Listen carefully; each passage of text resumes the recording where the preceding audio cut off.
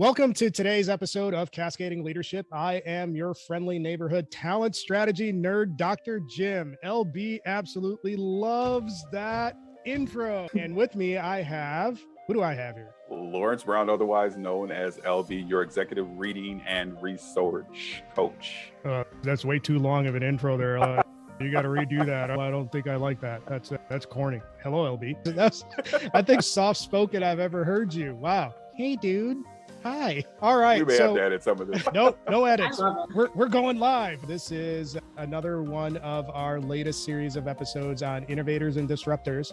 And to represent the innovator and disruptor crowd, we have our featured guest. Say hello, featured guest. Hi, everyone. I'm Melissa Moody. I am a marketer by trade. I am also a mother and a very busy lady who is always getting involved with exciting things. I have had a long stint in marketing. Over the last 14 years, I was with Google, and over the last 2, I've been on the ground floor of a very exciting startup called Gated that we'll talk about later. I live in Alaska, which a lot of people love to talk about. I tend to be someone who goes big with whatever I do, and I think we'll get into that a lot today, but glad to be here, glad to dive in, glad to spend time with each of you on bringing to light these disruptors and innovators that are thinking differently, because there's nothing I love more than someone who looks at the world and says, I can do that differently, or I can do that better.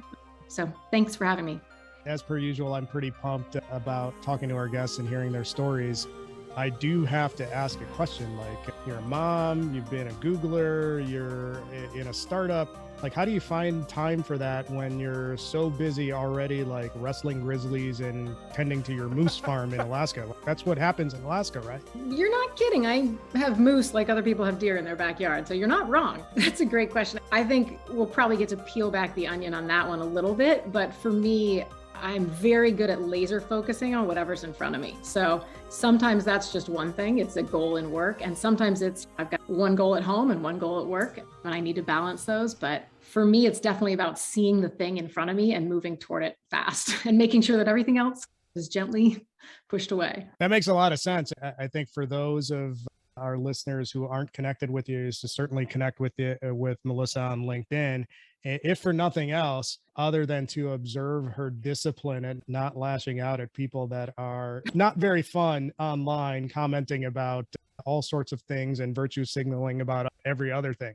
But that's a different story. That's an inside joke, and that's going to stay in the show. One of my big things is you can only control what you can control. And a lot of things are going to happen all around you. And if you focus on what's in your power, that helps a lot with letting the rest go, right? Yeah. So we're definitely going to spend some time talking about the work that you're doing at Gated and what all of that involves. But I want to wind the clock back and get a little background and context into your journey up until this point. What were the big formative experiences that shaped sort of your worldview and perspective? I've really enjoyed hearing some of your previous guests get into this. So I think it's fun. It feels a little bit like we're sitting down on the therapy chair to chat about this. But I was very fortunate. I grew up in the East Bay in California, in the San Francisco Bay Area. I was really fortunate, grew up in a very loving home with mom and a dad. When I was reflecting on that life, and 2 older brothers, when I was reflecting on that life, I thought a little bit of this fact that I had a really strong base in being supported and loved. And I think that is something that if you have it, you treasure it, you need to respect it, and you need to really be grateful for it, because a lot of folks don't come from that. So I was thinking back and really just had a moment of gratefulness when I reflected on that. I mentioned having 2 older brothers. They're quite older than me. So I was the 3rd kid, but like the baby who was still at home when everybody else was off and grown. So I definitely have an element of that 3rd kid who, I won't say got away with everything, because I was never a bad kid. I never did anything wrong, but who was given the chance to do a lot. I grew up in a world where you go to dinner parties because you're the only kid, right? Everybody else's kids are older and grown, or you're asked to sit down with the adults and talk about interesting current events or business. I didn't really think about it until I had the chance to reflect here, but I think a lot of who I am now is that confidence of being able to walk into a situation and just take part and see something going on and step in and be a part of things. And so that when I look back to that early days, that's what stood out to me for sure. With being the 3rd child with 2 older siblings, were your older siblings like completely out of the house? So did you have the best of both worlds thing? You're the baby, but you're also like the only child too? Yeah, they're like 8-ish years older. So they were quite a bit older. We are very close now as adults, but I think at the time it Felt like I was an only child a little bit, for sure. But it gives you also almost two more adults in the house a little bit to look up to, two more people who are way ahead of you. So you're asked to mature faster. You're asked to, again, take part in things that are maybe in front of your years if you were just being raised with other similar age siblings. Yeah. When you look at that experience and then you play it forward a little bit into your high school and college experience, what were the things that shaped you during that part of your journey? Yeah, it actually, this is a good story for you guys. So I was a dancer growing up. I was a ballerina for a long time. It's a hard sport, breaks down your body. It's really tough, but I loved it. Due to injuries, I had to stop when I was in high school. And there was a moment where I didn't know what I was doing next. And you'll get a kick out of this. I had some friends who were on the rowing or the crew team. So we would row, or there was 4:30 morning practice in the Oakland estuary, like between Alameda. It's stinky. I think one time there was a dead body floating. Like, it's an interesting place to row a cruise shell. It's not fancy pants. But I was a ballerina. I had nothing else to do. And I had some friends who said, why don't you come down and sit in the back of the boat as the coxswain? I don't know if it's a little person who sits in the back and yells at everybody else what to do. These were I could do that. I'm good at yelling at people. Jim would be amazing at coxing. And he's the right size. But these were high school men rowers, because as you're a coxswain, you can be a female coxswain for the men's rowing team. Anyway, they literally dragged me down at 4:30 in the morning. Pitch is super pitch black, cold. And the coach says, okay, here we go. Everybody get in the boat. Off you go.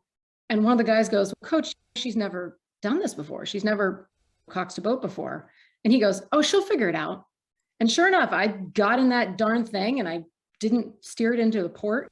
Like, I did what I could. But that moment, and I think it's the same thing of having that confidence, just say, I could probably do this. And just to get in the boat and go, that was extremely formative for me, because we then went on, we were national, we competed at the national level. I think we were second in the country 2 of my high school years. I ended up being the men's coxswain for men's heavyweight rowing in college as well. I took part on that. So almost 8 years of my life were spent bossing around a team of large men. That's basically my formative experience. Now, we could say I had the confidence before I did that, but certainly when you live in that world and you are the only woman on a men's team, and not only that, but you're fairly in charge, it definitely sets you up for a lot of life situations that follow on after that. I can't relate to any of that, because you can't get me on the water for anything unless it's off of a dock to go fishing. So that's as close to a water story as I have for you. But you do coach. You're very good at, you're a coaching mentality. You know what it takes to inspire people and to move them and to get them driving. I shudder to think what I would have turned into if I got licensed to just yell at people. So you grew up on the West Coast, but then you have something in common with one of our earlier guests where you actually went to Tuck as well, right? No, I went undergrad. Yeah, I was at Dartmouth undergrad, but yeah, Hanover definitely went all the way across country. As I look back, a lot of these things were just the idea of go big. Like, I remember growing up on the West Coast and saying, I'm a West Coast kid. I'm probably going to come back to the West Coast. Why not go somewhere else for 4 years? A lot of my life has been, yeah, hop in, go do that, give that a shot. So yeah, Hanover is just an idyllic place back east. Spent a couple years after college. I actually have my master's in education. I was a teacher for quite a few years after college. Really love, maybe that's the same as yelling at people in a boat, but I love working with people. I love inspiring people and helping them succeed. And that teaching component was so fulfilling for quite a few years. Worked at an amazing school called Landmark. My specialty is working with kids with language-based learning disabilities. That's what I taught. Landmark School does an incredible job of that. And then after a couple years of that, when I got married, we came back to the West Coast. Like I said, I'm a West Coaster. I ended up marrying a West Coaster. And when that happens, you find your way back West. And at that point, I essentially tried to keep teaching, thought I would keep teaching, and hit a moment where, if you know any teachers, and September comes and they're not psyched to be in the classroom, they're not going to make it to June. And I looked at myself and I realized I didn't have that passion and I couldn't find the right environment, the school that I wanted to be in to teach. I really loved what I did working with language-based learning disabilities, and I couldn't find the right place to let me do that. So I made a pivot then, and Jim knows about this pivot. LB, I don't know if you've heard this one, but I realized I like to move fast, and the world of education is a little bit of a slog. And right, you have to have such passion. And my best friends that are in the world of education, I could not admire them more, but it is a slog. Am I wrong? Did Jim tell you where I am? You are currently doing a postdoc, right? I'm doing a postdoc, but I am a director for an MBA program in higher education. I can definitely relate to there's definitely a different pace. So he and I worked together at Enterprise, so that was super fast paced. And then his first big move was to Allstate. And my first question there was, you sure? Because I know Allstate and I know their operating rhythm and their property casualty insurance, which is slow AF. Security, yeah. And he stuck it out for, I don't know, 10 years or something like that. But I think that's actually super interesting, though. Pacing is something no one ever talks about that when you're looking for a job or when you're making career pivots. No one says, how fast do you want to move? I definitely had to discover that for myself. I love teaching. I love the kids. I love everything about it. And I was like, oh, why is it not clicking? And I realized because I will be very candid. I move at an exceedingly rapid pace, like really fast. And I thrive. The faster I go, the happier I am and the more I get done. When things slow down for me, everything slows down. And so until I realized that pace was a thing that I should be thinking about, I was like, I'm in education. This is what I'm doing. Working here. Yeah, that's actually one of the questions that I had when you were talking about being a coxswain. That so you did ballet, which is a lot of people I think don't know is also fast paced. And then you went to being a coxswain. And then my question was going to be for you is how do you think that predisposed you for what the future would be? I think for either and both of them, they both require a crazy amount of dedication. And I think both of those things instilled in me, you got to work really hard and you've got to be very committed. And if you're not going to cut it, that's flat out. Like you're going to lose a race on the water in crew, and you're going to be far behind your teammates, the other ballerinas or whatever it may be. The physical capabilities, understanding your physical capabilities and your commitment and your dedication, both of those are really challenged in the world of dance and in the world of any athletic sport, I would say. But let's be honest, if you ever meet a rower or like a cross country runner, there's something you got to be like real wrong to take your body and then push it even further. And I was going to say too, that it's correlative also because you're talking about the physical, but it's also that your mind has to prepare the body to actually go through that too. So I think that as I was listening to it, that's what I was hearing. It's like, yeah, there's a little bit of determination. We don't see those cheesy posters on the walls. They always have a crew shell. There's a reason, like perseverance, stay with it. We talked a little bit about pacing being an important factor in making or informing your decision on what to do next out of the education world. So how did you evaluate what you wanted to do and where you wanted to land? Yeah, I think it's an interesting journey. And what's really interesting, I've seen a lot more people take this as well, which is going from teaching specifically into marketing. So the way I see it, they're very similar. You have a message and you have an audience. And the measure of your success is whether your audience understands your message, right? Like whether you actually can convince the audience of what you're trying to get through. In my mind, that was a very clear pivot from one into the other. I've always loved people. I love communication. I love kind of language. I'm very passionate about language. We'd probably go into that too. So teaching to marketing, I saw that. And I said, I think I can make this pivot. Basically, I think I can come in and sell myself into a new career. The other piece was the pacing. I said, I want to be in a corporate world because I believe it moves a lot faster. If I go back to like my parents, my father was very business oriented. We were raised to always be understanding the business components of everything. And my mother was very much the people, the connections person. She could make anything happen with she was very big in like nonprofit organization. And so bringing those two together for me made a lot of sense when I pivoted into the corporate world. So yeah, honestly, frankly, I didn't really have my eyes set on anything like Google or either. I just wanted to work at a place where I could effectively learn marketing because I was still new in the space and be moving really fast, be trusted to be autonomous and bring that dedication, that commitment to really run fast and run hard. So I just kept my eyes open. I was in Seattle at the time, and there were a lot of really cool Seattle companies around 2006. So when you were talking about the idea of stories, and I was actually talking to a fellow marketer earlier today, and I am guilty of being accused of, I say this all the time, right? I think that marketing fixes everything. And I say that because if you have the best brand, the best product in the world, and nobody knows it, then what does it really do for you? And then once you start to talk about it, what you just talked about, which is something that is extremely important, is storytelling. So Jim will tell you, I drop books that I read all the time. And so the two that come to mind for me are Kendra Hall's Stories That Stick. And then the other one is Building a Story Brand, Don Miller. Don't quote me on that, but I think it's Don Miller. Yeah, Story Brand.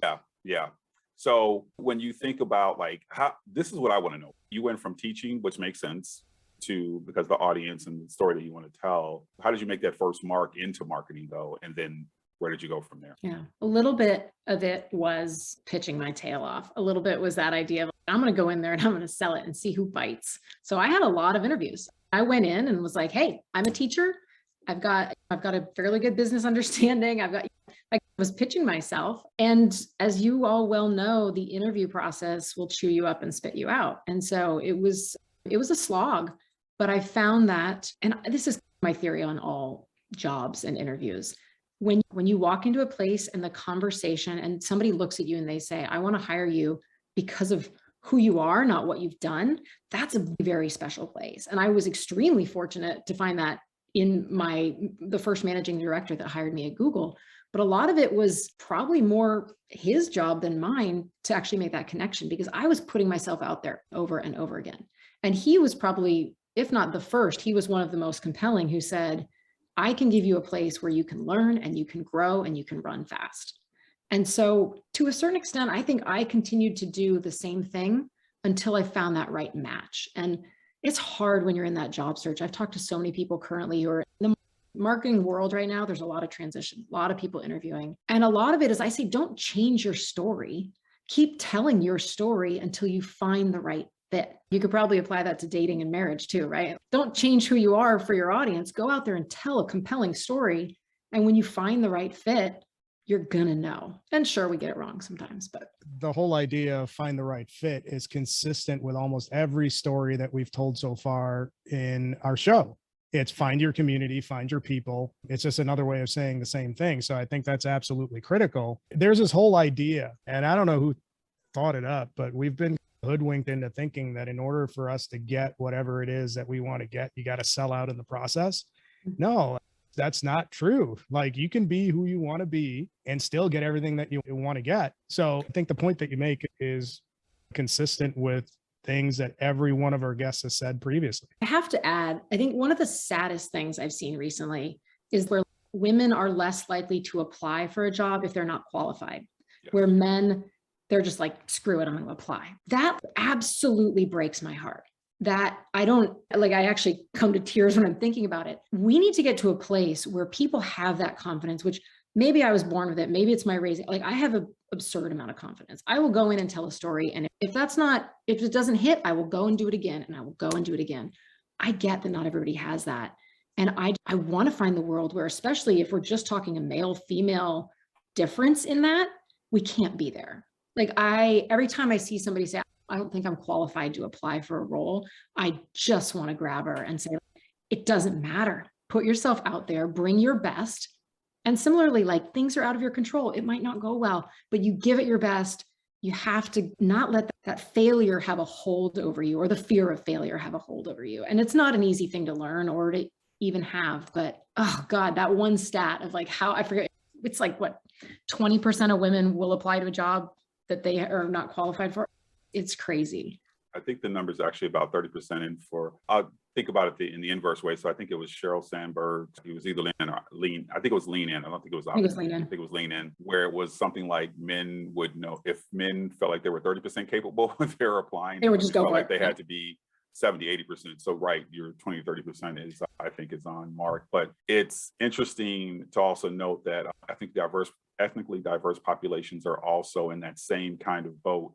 And even now, you'll see, and Jim talks about this a lot, about what your job descriptions should be. And you'll see now that a lot of companies are saying, we are particularly interested in diversity, equity, and inclusion, and opening up our environment. And if you're a woman or a person of color, apply, because we know that oftentimes folks may think they can't do the job. I've seen that more and more. So it's good to know that people are starting to take heed. I think that's progress. And this is a great point that you brought up, Melissa.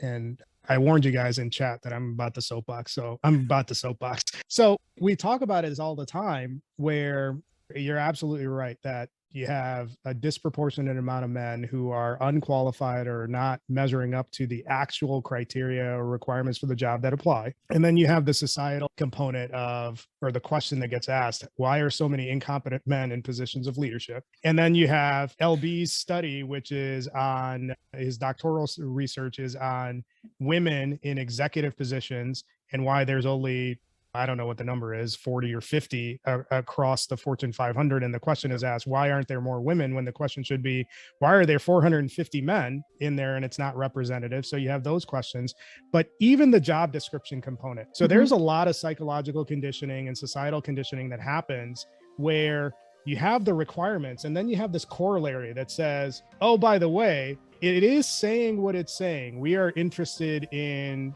diversity, people of color, women, all that sort of stuff. Great. But it's said in a way where when I read it, and I applaud, when I read it, it says, if you're not good enough to meet this criteria, go ahead and apply anyways. That's how it hits me when it's said that way. So my question is this: if we really want to encourage that, shouldn't we lead with, here's what we look for from a character and traits perspective, instead of a requirements perspective? And at the end, OPS, if you don't think you measure up to these things, apply anyways, because we want to talk to you. That seems backwards to me. I agree. And I know a lot of people resonate with this as parents. If you have taken time off and you've had a year, 2 years, 5 years on your family, and it says, we want to see 5+ years of this, 3+ years of that, you're looking going, I'm going to have to explain a gap. I'm going to have to tell them, and even saying it that way is still explain away. Again, I have potentially a lot of bluster, but I will go in, I will tell them exactly what I did in terms of managing the household and negotiating with toddlers, which are harder than CEOs. I do not see it as a gap, but until we see a difference in your background as a gap, until we stop seeing that as a gap or something you don't have, and we start thinking about it as just different experience that's going to give you different skill sets, then I think you're right. I agree that it needs to be about character and what you show, not necessarily the things that you have done to show that. It's definitely a challenging. Tune in next time for part 2 of our interview of Melissa Moody of Gated on the Innovators and Disruptors series of Cascading Leadership.